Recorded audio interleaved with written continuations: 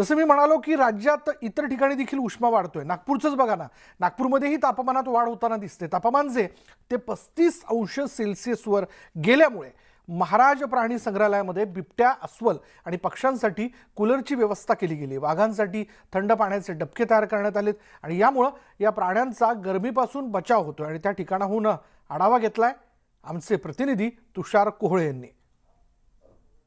सध्या मी बिबट्यांचे जे पिंजरे आहे या प्राणी संग्रहालयामध्ये, महाराजबाग प्राणी संग्रहालयामध्ये, तर तुम्ही बघू शकता की आतमध्ये जे काही बिबटे आहेत त्या बिबट्यांना उन्हापासून त्रास होऊ नये यासाठी इथे कूलर लावण्यात आलेले आहे. महाराजबाग प्राणी संग्रहालयाचं जे प्रशासन आहे, दरवर्षी या बिबट्यांचं जे तापमान आहे, मग थंडीमध्ये असेल तर ते हीटर लावतात आणि उन्हाळा आला की कूलर लावतात.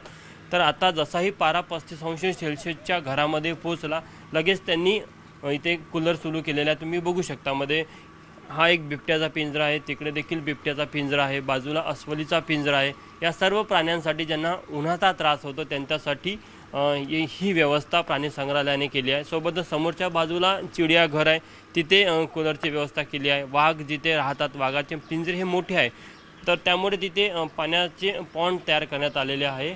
आणि जर का तुम्ही बघितलं तर इथे ग्रीन नेट देखील लावण्यात आलेली आहे. मध्ये उन्हा जी सरळ त्या पिंजऱ्यामध्ये ऊन जर आली तर ती ऊन त्या प्राण्यांना त्याचा त्रास होऊ नये, या बिबट्यांना याचा त्रास होऊ नये यासाठी ग्रीन नेट देखील लावलेली आहे. तर आपण बघू शकतो की महाराजबाग प्राणी संग्रहालयामध्ये कशा प्रकारे प्राण्यांची काळजी घेतली जाते. आपल्यासोबत पशुवैद्यकीय अधिकारी अभिजित मोटघरे सर, आपण त्यांना विचारूया. सर, तुम्ही जी काळजी घेता याचं प्रमुख कारण काय? म्हणजे तापमानात तर वाढ ही एक प्रमुख कारण आहे, आणि जर आपण काळजी घेतली नाही तर मग याचा काय विपरीत परिणाम यांच्या आरोग्यावर होऊ शकतो? विपरीत परिणाम जसे टेम्परेचर त्यांच्या बॉडीचं वाढणे, त्याच्यानंतर त्यांना लू लागणे, हा प्रॉब्लेम त्याच्यामध्ये जास्त येतो. त्याच्यामुळे त्यांचं बॉडी टेम्परेचर जे आहे ते आपण मेंटेन करण्याकरिता उन्हाळ्यामध्ये आपण कूलर लावतो आणि ग्रीन नेटसुद्धा लावतो, जेणेकरून जी गरम हवा आहे ती त्यांच्या घरामध्ये डायरेक्ट पोचायला नको. हे झालं आपण जे बिबट्यांसाठी लावलेलं आहे, अस्वलांसाठी लावलेलं आहे, चिडियाघरमध्ये लावलेलं आहे. परंतु जे प्राणी जे आहेत जे बाहेर राहतात, मोठ्या पिंजऱ्यामध्ये राहतात, त्यांच्यासाठी जसं वाघ आहे, वाघामध्ये आपण डबके तयार करून ठेवलेले आहे, जेणेकरून ते स्वतःहून त्या पॉन्डमध्ये जातील आणि बॉडी टेम्परेचर जे आहे ते आपलं मेंटेन करतील. आणि जे तृणभक्षी आहे, जसं आपले नीलगाय आहे, अजून हरणी आहेत, त्यांच्यासाठी आपण शेड तयार केलेले आहे आणि तिथे झाडं जे आहेत ते मोठ्या प्रमाणात आपण लावलेले आहे. उन्हाळ्याचं जर बघितलं थोडंसं डाएटमध्ये कशी काळजी घेतली जाते किंवा औषध असेल याच्या संदर्भात काय विशेष खबरदारी घेतली जाते? जसं जसं टेम्परेचर वाढेल तसं त्यांच्या पाण्यामध्ये जे पिण्याचं पाणी आहे त्याच्यामध्ये आपण ग्लुकोज आणि इलेक्ट्रॉलचं जे पावडर आहे ते आपण ॲड करून प्लस मल्टीव्हिटॅमिन जे आहेत ते आपण त्यांच्या अन्नामध्ये टाकून देऊ.